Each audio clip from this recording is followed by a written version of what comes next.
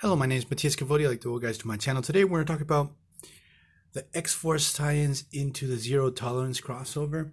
And these particular tie-ins, which are X-Force issues 67 to 69, they're pretty good. They're worthwhile to read. Before I spoil them for you guys, I do recommend you guys go get your hands on them, read them, because two pretty important things happen to big major actors within the X-Force side of the Marvel Universe.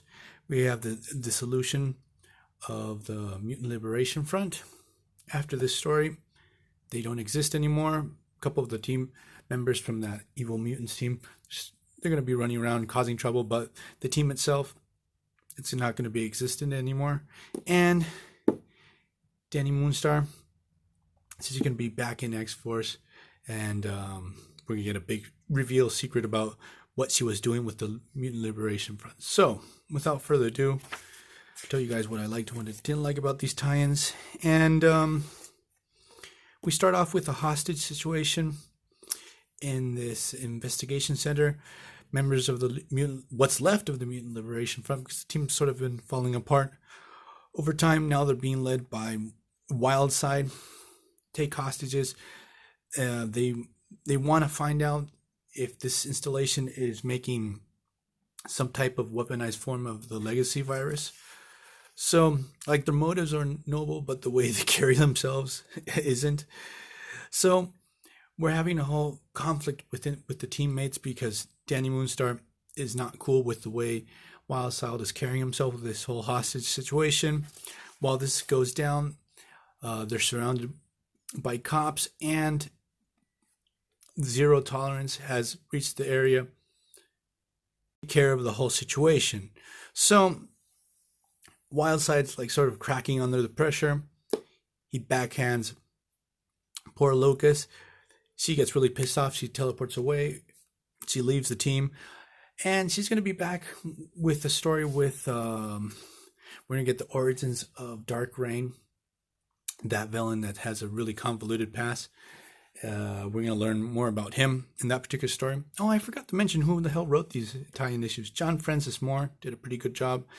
Also, we have the art by Adam Polina. I think it's fantastic. So let's get back into the story. So, Mutant Liberation Front's totally surrounded. And what happens is the members of X-Force want to infiltrate themselves into the installations to try to fix this whole situation. They're able to get past the Zero Tolerance agents, but one of the agents totally knows who they are. He says, just let them in, because I have some evil plans for them, because he especially recognizes one member of the team who is Domino. About this story is like, this is the first, maybe the first and only time, probably, if you know other times, like, put it in the comments below, where we get to see Wildside use his mental powers. He can make you see your fears and see crazy shit and stuff like that. So that's like the first and only time we get to see him do that. So what happens is Dani Moonstar says enough is enough, takes control of the situation, and she makes the big reveal that she's actually a double agent. She's working for S.H.I.E.L.D. She's in deep undercover. She's been investigating Mutant Liberation Front all this time. Also, we discover that 3 of the scientists are Prime Sentinels. All the information that Wildside used to find out about this weaponized legacy virus was fed to him by the government, and it was pretty much just a setup to trap them and capture them. So I'm really dealing with, because this is a very thick compilation issue, and the binding is just about to explode. All the pages are going to fall out. So I'm being very careful. I get really angry when that happens. Issue 68, we get, I forgot to mention, the origins of Domino, at least a very partial and brief origins of Domino. So what happens is X-Force and Mutant Liberation Front have to team up to deal with and battle these against these extremely powerful Prime Sentinels. Also in this issue, I think Adam Polina's out. He's not in this particular issue, and Pop Man is the artist in this one. So what happens is some of the most of Mutant Liberation Front and X-Force are able to escape, but Domino gets captured, and she's captured this lady from the one managing this whole situation for Zero Tolerance. She captures Domino and lies to Bastion. Says, "Hey, did you capture any of the mutants and stuff like that?" He says, "No, we didn't capture anyone." And but she has some type of secret agenda with Domino, which we're gonna find out.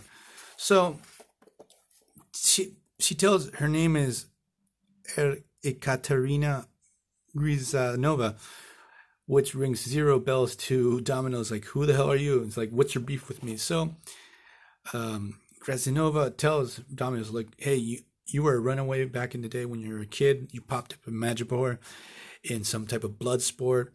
Then you were a mercenary. Then you stole a lot of money from a casino. I know everything about you. Then you worked for some type of technology company. You went out with diplomats. You became a mercenary again. Your husband was killed. I know everything about you. You're pretty much just a wanderer, a drifter, a ghost that goes to one place or another.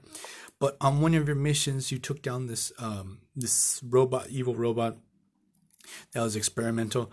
You defeated that robot. But the thing is, I had a mind link controlling it from a far off place using my mind. When you defeated that robot, you fried my brain. You almost killed me. You ruined my life. That's why I hate you. And I'm going to do something really fucked up to you after this. So in issue 69, we discover what this Prime Sentinel did to Domino, which actually is pretty messed up. Also, I forgot to mention, we get the return of a classic X-Men villain, Vanisher, because during this, there's a subplot in this story arc where Warpath has to make a deal with this guy, I can't remember his name, to go into another dimension, find a friend of his who is actually the Vanisher. And so that was actually sort of cool to bring back that classic villain. So what happens to Domino? Well, this Grace Nova chick actually did something to her powers. So she pretty much lost her luck powers. She feels totally broken, violated, and you sort of feel really bad for poor Domino. Like, this Graznova lady just really wants her to suffer. So there are 3 other members of X-Force who had been captured. I think it was Shatterstar, Richter, and probably Boom Boom. So the rest of X-Force team up and try to rescue their old teammates.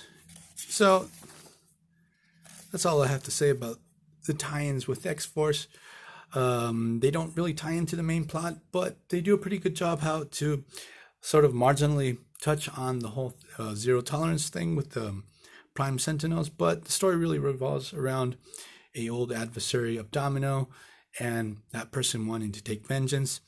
We have Danny Moonstar back on X-Force, even though like X-Force sort of pissed off with her with the whole situation, but she's going to be able to rejoin the team and everything's going to be okay.